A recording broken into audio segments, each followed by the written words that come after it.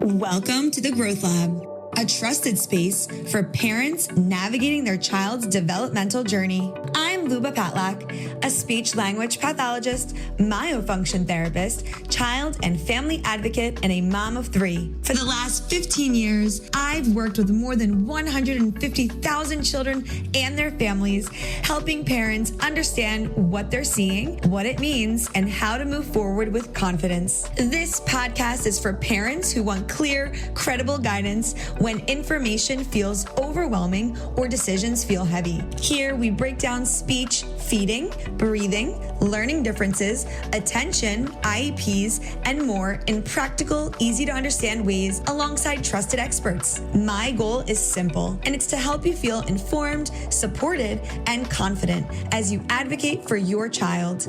You're in the right place, so let's begin. Hi, everybody. Today on the Growth Lab, I'm sitting down with Alex Lopiccolo, also known to many as Mr. Alex or the King of Swings. Alex is a certified occupational therapy assistant, a certified personal trainer, a nutrition consultant, and he has dedicated his career to sensory motor therapy, sensory integration, and helping children regulate through movement. What makes Alex's story especially powerful is that this work is personal for him. He grew up navigating sensory processing disorders himself, and Alex turned that lived experience into a mission to help children and families feel empowered, regulated, and confident in their bodies. Today, Alex works as a full-time sensory integration gym designer and educator, designing spaces and equipment online, then creating environments in person the day before his King of Swings hands-on sensory motor workshops. We're talking about why movement is medicine, how lived experience shapes great clinicians, what it means to build a mission-driven career in occupational therapy, and what's next when your impact outgrows clinic walls. Alex, welcome to the Growth Lab. Thank you very much. Thanks for having me. I'm excited to talk to you about. I have been following you for some time, by the way, on social, not to like fangirl, but I always, and I said this to you, you're always swinging, so I understand why they call you the King of Swings, and it's a little, you're like Jungle Bookie. It's cool. Tell me. Yeah, thank you. You're obviously, you're known as the King of Swings. Let's go back a little bit. What drew you in to become, a person who works in occupational therapy in the first place? So I got into occupational therapy and I started going to school and graduated in 2009 from Macomb Community College. And I was going to go into hand therapy first for OT. And then I realized while I was exploring, I thought, well, I do love playing, so let's give this a try. So I landed upon one of the coolest sensory integration therapy clinics in the world. I was just very lucky. I got to work under a therapist that's been treating for over 30 plus years. She was just amazing. So I got to learn a great foundation from her. And she got to let me start designing spaces inside this old historic mansion. And from there, I started inventing equipment and started working, contacting equipment companies like Southpaw. And they would start sending me equipment. And I would start modifying it and start creating new equipment. So other than landing in the right hands, I know that you mentioned that you had some sensory things growing up. Did you go through therapy as well? So back in the early 90s, not too many kids that had sensory sensitivities were going for OT. So I used sports as a way to get that input that I needed. So I also my parents' house was right behind a sledding hill. So we were rolling down it. You were the lucky one. Yeah. That's fun. There was also a forest behind it, so we built tree forts in the forest. There was a neighborhood, so I was constantly rollerblading or riding bikes around the neighborhood till late at night. And so I got into youth wrestling when I was 4 years old. And that is basically a form of sensory motor therapy because you're working with and against the reflexes. You're getting all that body sensation feedback and a lot of motor planning skills, using your body against another person and the ground and against gravity. So you early on already knew the benefits of helping people with these same symptoms later on. So it was almost like God was putting you on the path of your greatness early on for you. That's really awesome. So was there a moment when you realized for yourself that this isn't just a job, it's my purpose? Probably from day one. Like, I felt really comfortable inside the gym, the sensory gym setting. My dad used to build exercise and exercise equipment in my basement, and like I would jump onto this platform and he would do leg presses with me on top of it. And like, I've always just wanted to be in the health and wellness field. Ever since I remember like third grade, I used to look at his exercise, men's health magazines, and I was like, I want to be like Arnold Schwarzenegger. You know, I used to watch Terminator and stuff like that, and I had the action figures. And when I was inside the sensory gym, I'm like, well, I get to build the obstacle courses. Like, I've been doing this my whole life, and I get to create stuff. So I've always wanted to be an inventor. Like, right before I got into pediatric OT, I was working on an exercise device, and I went to patent pending with it. So I love to be able to invent and create stuff, and when I felt I could do that with the kids and I could work on different motor activities and invent at the same time, I'm like, this is where I was meant to be. That's pretty. So did you just like drop that patent pending? Like, whatever happened with that? So my uncle, he manufactured it, and then I realized, hey, I'm going to need like $500,000 to start production. I was like, I'm ready put that on hold for some time. Yeah, it's like, I don't want to try to fund this. I watch Shark Tank and stuff like that. Shark Tank. Yeah, it was too expensive of a device. I would need a huge team to help produce it, but I was once Southpaw started sending me equipment. I was like, and then I started working with a sensory equipment company out of Australia, Sensimart.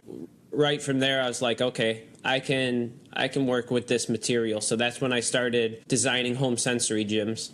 Okay. So are you doing it now mostly for homes, or is it an even split between centers and homes? Tell us a bit about the business. Sure. I would say mainly my business is therapy clinic design. Whenever someone contacts me about a home sensory gym, I try to do it. I've leaned away from installing suspension like in ceilings due to liability. Also, it's not, you just don't know what the infrastructure of a building is. Yeah. So I have to get a lot more specs and blueprints when it comes to doing suspension from the ceiling. Also, I cringe every time. I should take you on a virtual tour of both of my clinic gyms, because in each Kidology location, we have a kids' play gym. In the one where I'm in the headquarters upstairs here, but downstairs there's a clinic below me, and we suspend a couple swings, but my contractor promised me that they're safely secured and they're, done the right way. And I decided to get one of those swings at my house for my kids. I have 3 kids, and they love it. But every time I hear it, I can hear it from my kitchen upstairs, especially if it's quiet upstairs. And it's like, I'm like, oh, what is that? I don't want to. But he said it's good for 300 pounds. So there we go. Yeah, it's you never about know, though. It's a little scary. Making sure you have stability in all directions, vertical, horizontal, laterally, and diagonal. So that's a huge part of making sure suspension is safe. But, we're basically inner space astronauts. So I take it really seriously when I'm doing suspended therapy. During my workshops, I'm suspending therapists that are 200, 250, up to 300 pounds doing suspended activities. Wow. And so I let the therapist know, like, your safety is in my hands. So I do everything I can to make sure everyone is safe and secure. Answer your question about home sensory gyms, I do maybe 10%. Mostly it's therapy clinics, online and in person. And then teaching my King of Swings workshop is probably at least 60% of the business. Okay. No, look, it's pretty cool to watch how you've evolved from what you were doing to this now. For people who don't fully understand what occupational therapy is, how do you explain the role of movement in regulation, learning, and behavior?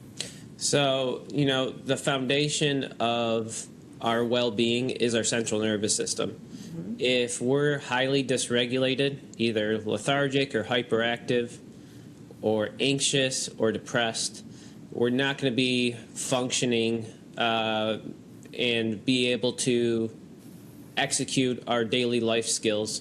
So by having a regulated nervous system through the three body sensations, proprioceptive, vestibular, and tactile, getting that frequent input, natural input multiple times a day, we can have a more balanced nervous system, and our motor skills are going to be able to function more properly. A lot of children have atypical motor patterns, and also adults, with hypermobility or hypotonia, and they're not able to have good proprioceptive awareness. And by doing fun play-based activities at a higher level, we can then be able to have better motor planning for our daily life skills. Well said. I talk a lot about regulation. A lot of families that have autistic children or normal functioning will come in and they'll say the kid can't sit down, and then we can't get through speech therapy because of that. And it all starts behaviorally. So regulating yourself, I think people don't value, or maybe they're just uninformed. This is the way, especially for child. What's better than like an indoor playground for yourself to just really get the wiggles out? We'll call it that. But why do you believe that movement is still undervalued or misunderstood in pediatric care and throughout education? Because it's free, and it takes effort to proprioception to actively muscle. You know, it's hard to start moving in the morning for a lot of people, and you know, it takes a lot of not only physical energy but brain energy to try to initiate it. But you know, we've been using exercise as medicine forever, and we're using technology as a way to try to substitute for it, but really it's free, and you can even just go outside and get the input that you need. So I live out in nature, basically, like I step up right outside my front door and I'm in the forest.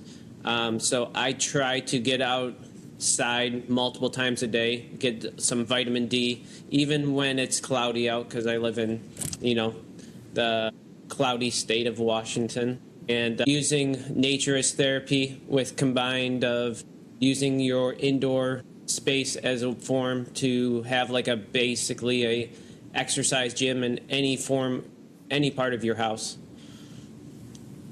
I think that's something a lot of people want to do but don't know how, and maybe like there's a great use of AI. Those listening out there who are like, man, I don't move enough, or I don't get out enough, or I'm a computer programmer, I'm sitting at my desk all day, or I'm a teacher and I'm stuck in the classroom. But really programming in your schedule how it looks, what time you wake up. And like a lot of people are like, I don't know how to use AI. Well, here's the perfect way. You plug it in and it'll give you, hey, here's 30 minutes, go stretch outside, take a deep breath, find a pine cone, whatever it is. And I think we're all guilty of that. Like I love being outside. Just like you, I'm in the cloudy state of Pennsylvania. For the winter season, it's pretty windy and gross out for the majority of the days of the winter. And it's tough to get outside, but even I love when the crisp, fresh air hits my face. I feel different, you know, just for a few minutes. And there's definitely motivation every time that happens. Like, oh, I'm going to go walking, but we just run out of time. So I think really scheduling that in, both as an adult and regulating yourself, and then that helps you to give consistency to your family and helps you to regulate them. And you know, regulation comes before learning, right? So I guess it's an important piece for all of us. Yeah, I try to lead by example for my kids, you know. Right. How old are your kids? 10 and 12. A Okay. 10-year-old girl and a 12-year-old boy. I'm just behind you. I have a almost 10-year-old boy.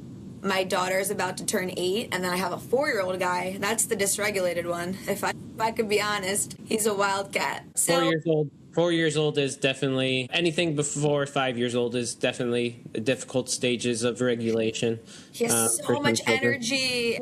Alex, I don't know. I worry for him sometimes because sleep is not in his vocabulary. I make sure to have a crash pad in every living room. And then what do they do? Just like slam into it?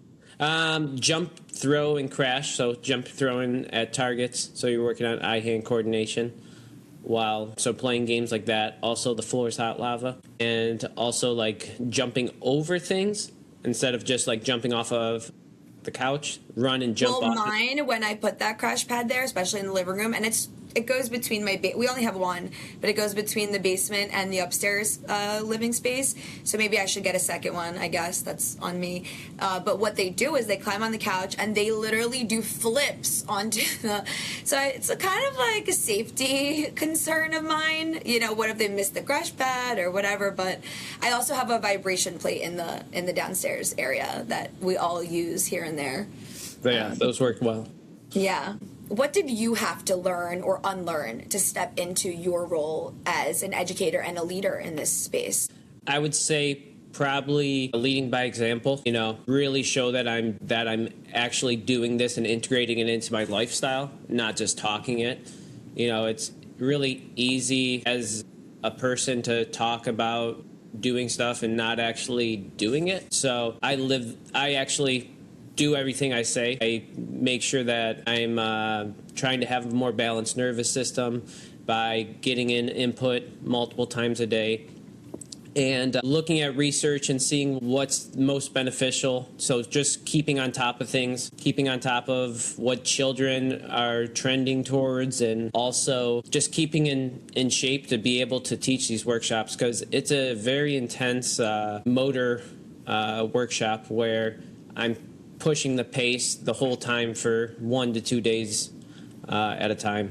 How often are you on the road?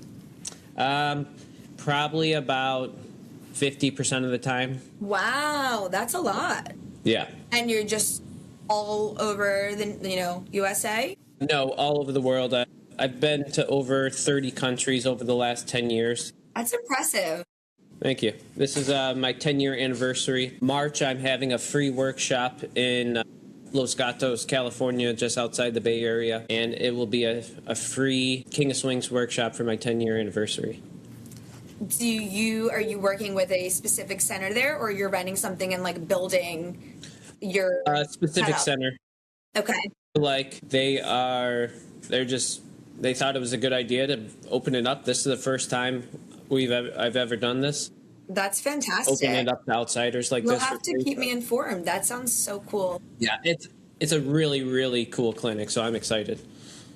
You always want to be ahead of that stuff. Like, for example, with us at Kidology, we have these amazing gyms, and I'm always talking to the providers about what type of curriculum we're going to do, how are we going to engage the kids, do you have, a new upbeat, whatever circuit for them today, routine. And we do try to do engaging new things, but we don't swing like that other than just being on regular swings. The suspension stuff you're doing is fascinating. I'm like so impressed by that, and I would love to see their faces. I don't think most of the providers don't know that this exists, where they're not used to functioning in that capacity. But once you show it to a clinic, I bet you they always incorporate those things for all the kids. And is it something that you feel like they start sessions with to kind of like get regulated and then function in a more clear manner? Or are they utilizing these types of circuits for specific types of diagnoses? Tell us a little bit about that. Well, any child could really benefit from it, any human being. And I always have the therapist actually go through the activities first, so they better understand how to work with different types of diagnoses, different size of kids, different mobility patterns. So having them go through it and not just telling the kid, so having them be part of the activity. Yes. And be a role model. It'll have the kid be more engaged and participate in the activities. So yes, a lot of carryover from my workshops and my designs go into a lot of therapy practices on a daily basis. And, trying to get in the intensity, because if there's only a kid that comes in once a week, twice if you're lucky, you want to give the most beneficial intervention that you can. Do you think that some parents might misunderstand sensory spaces, and what do you wish that they knew? Yeah, it's really beneficial. Like, I can't imagine sometimes being a parent without using sensory as a lifestyle, because children just need so much support. Growing up, I kind of just created these spaces of jumping off the top of the bunk bed into some beanbag chairs or making, even just like using blankets over a chair to build a hideout. Like, I was doing that stuff all the time. We would get... This is what my 4-year-old does. Everything is a house. The blankets with the chairs. He got a cardboard box. It's a house. But I'm like, I don't know. He's a kid. And he's coming at me, 4 years old, but he has older siblings. So he really thinks he's also 10, even though he's 4. And he's running like, I got to cut this and that. I'm like, you need to ask for help. Like, Mr. Independent. But as you're saying this, like, is he going to... Maybe I should just send him to you. You'll teach him early on. He'll build playgrounds with you. It's a dream come true for him. I used to, like, we used to have hanging pull switches, like the string in my basement. And I would put a string and tie them all together so I could pull it down and everything turn on goes. all the lights. Oh, my God. Your parents must have loved that. And I used to get all of the crazy chemical ingredients and pour them inside, and hopefully it would go and make like a turtle stew. So, oh my God. Just always experimenting. And, you know, that's taking calculated chances is what kind of life's about, you know. Taking a little bit of risk can be exciting. Taking too much risk can be more debilitating or dangerous. Yeah, but when you're 4 and you're taking risks, I don't know what age you were doing these things. As excited as I am to have such an independent and eager young beaver, I also worry because I think he's getting ahead of himself, and I do still want him to be a little guy. And he's like, wants to drive race cars in the driveway and electric scooters with my older son, and it's just like, well, what are you guys doing? Why is this happening? Yeah. I like to try to have I try to, as a parent, try to set up a safe environment to let them explore, which you're doing. So you're doing a great job. I'm doing my best. Yeah. Do you feel like empowering families is changing outcomes for kids long term? And this is relevant to me as well. Like, as a parent of, and I gave you like this much information, very little information, but knowing what you know so far, that I have a hyperactive, super engaged, very smart 4-year-old, I want to be empowered. I'm looking for answers all the time. I want to tire him out so that by bedtime he goes to bed and isn't like, I want to watch TV. I want to play on the iPad. I want to go here. I'm still hungry. And I'm just like, it's 11 o'clock. What are we doing wrong? Taking a quick break from the episode to share something close to my heart. I wrote a children's book and it's out now. It's called Bobo Wears a Bow Tie, and it's about a little boy learning that growth doesn't have to be perfect. It just has to be brave. If you're raising a child who's working hard, trying new things, or sometimes feeling unsure of themselves, this book was made for your family. Grab your copy today at bobowearsabowtie.com. That's BOBO wearsabowtie.com. All right, back to the episode. Getting that input in, like you said, is sometimes parents want to go straight to calming when the child's hyperactive. But really what you want to do is you want to meet their stimulation level. So they're trying to get the input that they're craving. So getting in that swinging, crashing, climbing, rolling, deep pressure input, trying to add that in as a routine multiple times a day. And then at the end of the night, 1 to 2 hours before bedtime, that's when you get the deep pressure. That's when you get the decreased visual stimulation. That's when you do slow linear movement. It could be in a rocking chair. It could be, rocking back and forth on the ground. You ever see those little really just like rocker do chairs? The relaxation stimulation. Yep. He likes when I scratch his back.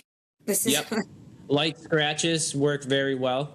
He does well also, I think, whatever stimulation he's getting, like almost like a head massage. So I'll scratch his head, and that one usually, I know that that's my, like, if nothing else, if all else fails, I'm doing the head scratch because then I see he falls asleep. Yep, that works well. To the top of the head or to the feet, doing deep pressure to the feet. Using lotion too, doing deep, smooth massage strokes to the hands can be very beneficial. Okay. The reason is because you have a lot of tactile receptors on the palms of your hands, in the soles of your feet, also the top. So literally like massaging down here, like on the palm itself. Okay. Yeah, I use massage all the time. I've been using massage and also acupressure therapy and also reflexology since I was little.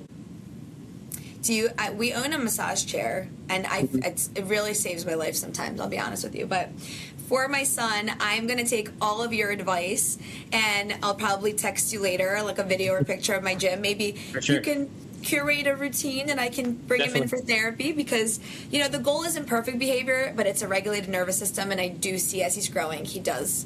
All kids, parents are like, my son's hyper, but what are we going to do about it, you know? And Alex is the perfect person to help us figure that out, I guess. I mean, I've lived it. I have 2 kids, so You're like, I get it. living it. A lot of therapists are feeling torn between passion and sustainability. What's your perspective on building a mission-driven career that actually lasts? I would say find a niche or something you're very passionate about. And yeah, burnout is real. And I always like to try to make sure that I'm constantly motivated each day to do the best I can. So there was days when I was treating and it was gray out and rainy, and I'd be driving to work and I was like, oh man, I just like, how do I now put a show on for someone else? You know, that's I can't even self-regulate. How am I going to co-regulate with that child? So I would put on some music, some upbeat music, something positive, and I would tell myself positive affirmations out loud, like, it's going to be the best day ever. And literally, when I got into that therapy gym with the kid, we were doing the most amazing things. So it's really self-hype. Be your own hype man. Saying it out loud can change your physiology of how you're going to perform.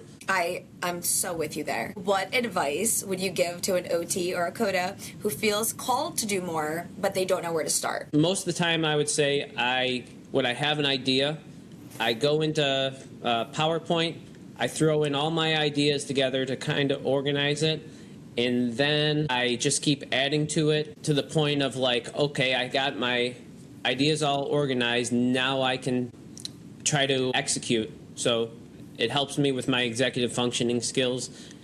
And then I start just not talking about it, but actually trying to create this product or service by just doing it, offering it for free at first, and then start advertising it once you get give someone a free service so you can take media from it. Right. And then you can actually start providing it. That's such a great step-by-step. Guys, I hope you wrote that down, whoever needs it. Really insightful, valuable advice. So if you're ready, that's exactly the steps that I would take, knowing what I know today. Your impact is already reaching so many clinics, universities, and families worldwide. What does the growth look like for you now? So what I have about 2 to 3 years until I take the next big step. My wife lives in Ecuador. She's an occupational therapist and sensory integration clinic owner. And we are, she's about 2 to 3 years moving here because of a spousal visa. And she will help take the next step for Sensory Digest. For now, I'm just going to keep doing my workshops and designs and projects that people ask me to do that I feel that would be beneficial to our future and to their business. So, sometimes I'll think like, oh man, I'm a little tired of like traveling and doing this stuff. Yeah. But really, every time I come back, I want to go out there and help more clinicians and children, because it really does touch my heart when I start working with children from different countries and they give me that big smile and you can see it, they're really blossoming, because I'll do live treatment sessions during my 2-day workshops overseas, and it really makes a huge difference helping out the therapists from around the world and seeing them be empowered from the workshops. If you ever need to bring a speech therapist with you on tour, I'm available. Just let me know. Because I'll tell you, I remember years ago, we had a child come in that was a patient across the board, so a global patient, OTPT speech, with selective mutism. So that they come in and the mom's like, I don't know, they just stopped talking completely. We, took all the clinicals that we needed. And it was several weeks. We introduced the child to our sensory play gym. And I did the speech session in there. because they had just had OT or PT, and I just wanted to stay in. And I am like swinging the child, and I'm going, wee, wee, and we're swinging. And then we like ran around, and then we're swinging again. And that second time, she's like, wee, wee. And her mom started bawling because she hadn't heard her voice for a couple months then. Like the kid just did not want to talk, selective mutism. And through movement, through utilizing speech intertwined with the swinging, all I was doing was, saying out loud the sound that goes with the action, swinging on a swing. It did something. Whatever it did, the child started to talk slowly again. And it was such a moving thing for me to see it. So I really, whenever we love to do co-treat at Kidology, and we like to incorporate different types of therapeutics together. Not always, not every session, but sometimes. And it really changes the path of the progress and often enhances it more quickly because of the dual stimulation, or that day it clicked because of the movement, maybe. Whatever the reasoning is, I wasn't exactly looking into their brain at that moment, but it's fascinating to watch it. So I'm serious if you ever need someone to come with you. And I speak a couple languages too, so I'd be happy to go. We could do a dual tour together. So look out for that, people. Yeah, I would love to do that. Yeah, I did a lot of speech language OT co-treats. Yeah. I worked at 3 different therapy clinics over my career, and I find it super beneficial. I actually had speech therapy starting at 4 years old all the way till I was about 10 years old. So I found it very beneficial because I had delayed processing speed and articulation difficulties. So I really find it super beneficial, especially doing an OTPT speech therapy type of clinic. I couldn't agree more. I was curious actually what your take on like all those. So I have some war of the heart style stuff as a parent. The kids getting so engulfed in like Roblox and these different brain rot, all these games. I don't exactly see what they're doing. I see it from afar. I know that my 4-year-old can mimic driving a car in this game, and he's like obsessed with it. And I remember at one of the conferences I was at a year ago, there was a software that you could download on your phone or on your computer or tablet, and you place it somewhere where you stand across, and it measures your body type and, your height, weight, whatever. You are immersed into appears to be a video game, and you're climbing and swimming and jumping, and it tests all your reaction speeds and your capabilities.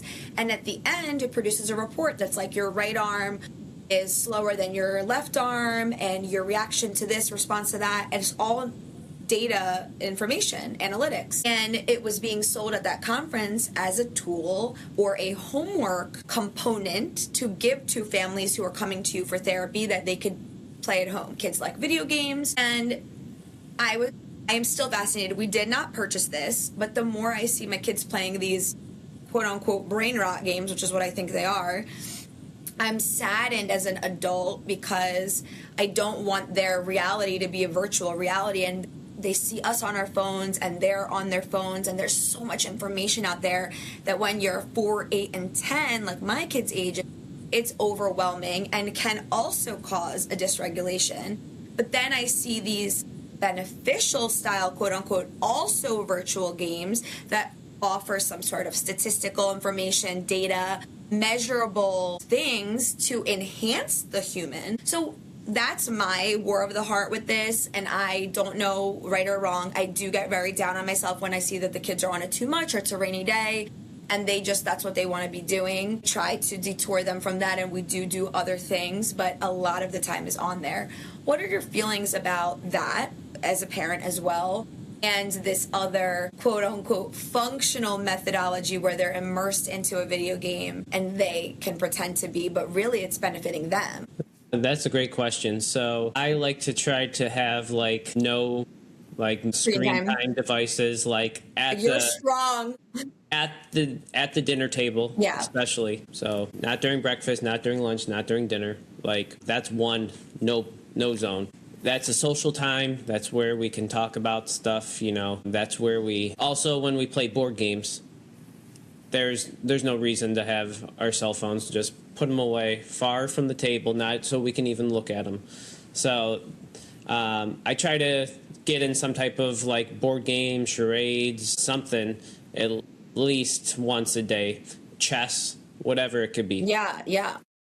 And then also I try to incorporate movement games at least a couple times a day, either if it's ping pong, like I got one of those ping pong nets that goes on the dinner table. I have a ping pong table in my basement. There you go. So yeah, I grew up with a ping pong table and pool table and darts. Yeah. In my basement. So that also, like, at least, especially during the rainy season, it's like try to get out at least once a day. At least, go for a walk, a hike, do something outside, no matter what the weather, unless it's dangerous weather, obviously. Yeah. But yeah, it's really, it can be difficult. Sorry. As for movement, I grew up playing Dance Dance Revolution, where it's like you're dancing on the pad with the arrows. Oh, I love that. That's hard, by the way. Yeah, so I got that for our TV, our video game system. And so I try to find as many movement type of games if we're going to be doing them. And I think those AI ones are really cool. I actually just played one where you're balancing on like a cushion and you have to do weight shifting and balance to try to catch things out of the sky by... Yes, like I see, this is in that same range of those virtual reality games because those also have data. Yesterday we went to a friend of ours' birthday, just at their house to see them, and the kids were all on the VR sets. And I see they're doing stuff with their hands, and I'm like, what's in there? And they're like, there's these arrows, and you have to, it's the speed, it's your, and I'm like, okay, it's this executive functioning stuff that they're doing. And I'm like, are there metrics at the end? VR is secretly also probably taking data, because I think when you register, you have to say your age, and every time you play, you can beat your score. So it's collecting information the same way. So I feel like all these things can be used clinically for us as well. Yeah, I think the movement games are good, but also, like, if you're doing, say, VR, that's like Beat Saber, where you're doing the drums. That's what they were doing, yeah. That's cool. I think it's really cool. But then if you go from VR, that intense visual, and then you go to a tablet, and then you go to a phone, and then you go to a movie, it's like nonstop visual. So this is an overload. Yeah. So what happens is a lot of times you'll lose interoceptive awareness of how you're internally feeling. So because you get into your visual systems and you're thinking... Those are all blocks, right? Like I know when I watch a TV show, I always say, I just want to unwind. I don't want to think. I'm immersed into that. So what did you say that was called? You lose interoceptive awareness. Interoceptive awareness. Okay. So that's like you have these little sensors inside your internal organs, and it's telling you when you're hungry, when you're tired, when you should take a nap, when you should use the restroom, have a bowel or bladder movement. And these internal signals, which affects our emotional and our social behavior, when they're dysregulated or orienting to our sensation feedback, then that's when you get overreactive responses such as emotional instability. And, it's hard to, if you're not getting that daily input of the proprioceptive, vestibular, and tactile, a lot of times these kids either go to shutdown or they go into overreactive emotional responses. And as for like AI and just screen time and stuff like that, I like to try to be the advocate of just trying to get in that movement frequency multiple times a day to help off balance that visual stimulation. So I grew up as a gamer, like growing up in the early 90s, all the new game systems are coming out, Nintendo, Sega, and so on. And I find that, and also just working with children, is that if we can promote sports and movement activity into their daily regimen, it's going to help give them more of a balanced nervous system, because sports is a form of therapy. So absolutely. What you can do is just promote that to help offset the overstimulation of visual. That's a great segue into what I wanted to ask you next, which is when the kids that you're working with now grow up, what do you hope they remember feeling in their body after working with you or taking therapy like this? they feel more confident as a person with their body, because your body is your segue or your carrier to how you move around in life. And if you don't feel confident in your motor skills, a lot of times you're not going to feel confident with executing other things in life. So, oh wow, that's deep. So it's your foundation. It's so valid. So wow. When we feel better about our body and our physical image, and also just how our body performs, then we will be able to execute higher level projects in life. Beautiful. And if a parent or a therapist that's listening now feels overwhelmed, what's one thing that you'd want them to hear today? Do some breath work. That's my thing. I always say that. It's the hardest thing to do, but also easiest and free thing to do. I love a good deep breath where the shoulders go down. I make my kids do 3 in the morning, 3 at school if they need it, and of course 3 at night before we go to bed. Unclogs the nose, helps regulate your, relaxation, and sets the tone for each step of your day. That's what I always tell them. For sure. I also recommend doing inversion daily. So I've been doing inversion since I was a toddler, either doing a headstand against the wall or against the couch. Now I have like this yoga bench that I use on a daily basis. It's right next to my bed, and I will do an inversion. I have one of those with the cushion, with the little cushion. I have it too. Yeah. I love that. Those things work great. How long do you stay upside down? Anywhere 2 to 4 minutes. So pressure runs deep like that. You're like, oh. Yeah. And I also, inversion tables work well. And then the most intense is using inversion boots. But also you could do aerial hammocks. Yeah. Or a camping hammock you can invert, but that is something simple you could actually do in a doorway with a doorway pull-up bar. Getting a doorway pull-up bar is something that I've been using ever since I was a child, and I'm like, pretty much every house can get this, and it's very affordable. Yeah. You can hang from it, just do a dead hang from it, and, get a lot of... Just get loose, you're just on it. Get loose, right? Stretch those tight muscles, which we're all, a lot of times, can either contracted or very lax. Yeah. Yep. And we help engaging those proprioceptors. And also get some vestibular by hanging upside down. Awesome. I'm going to hit you with a quick rapid fire. Sure. Are you ready? Yeah. What's your favorite sensory input? Crashing. So combination of proprioceptive and tactile, for sure. I like contact. The next question is swings or crash pads? Crash pads? Swinging into a crash pad. Ooh. How do you get... Oh, you fly off? Yeah, so trapeze into a buoy swing and crash. That's one of my favorites. Yeah, we're going to need you to send some links of these things, and I'll include them so people can click and review what we're talking about here, because I don't think everyone's going to know these terms. Yeah. What's one tool every home should have? Crash pad. Yeah, you said. Yeah. One word kids use to describe you. I would say creative and strong-minded. Very good. A lot of great qualities. Alex, it's awesome talking to you. You're so full of great knowledge about self-regulation, how to enhance a person's well-being. And I want people to be able to reach out to you with questions, get a look at exactly what you're doing, what you're building. What's the best way for them to get in touch and learn more about you? They can contact me on Facebook or Instagram, Sensory Digest, or go to sensorydigest.com and then go to the contact form and send me a message. I will, a lot of times, immediately respond to you. I get back to people quickly, and it's just me and the company, so very personable and, flexible and adaptable to meet everyone's needs. Awesome. Where's your next site? Where are you going next? I'm heading back to my hometown, back in Michigan. I just designed a new therapy center there, and then I'm off to Puerto Rico. It'll be a first time out there. And then I'm off to Switzerland to go teach. Thank you, everybody, for tuning in to the Growth Lab podcast. I hope you've enjoyed our awesome convo. Give us a like, share this with anybody who you think would benefit, and we'll catch you next time. Thank Bye. you. Bye.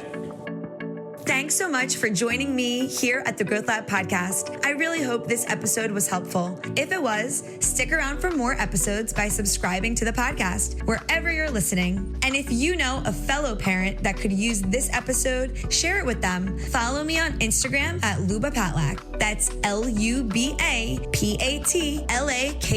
for daily advice and resources to keep you informed between episodes. See you next time.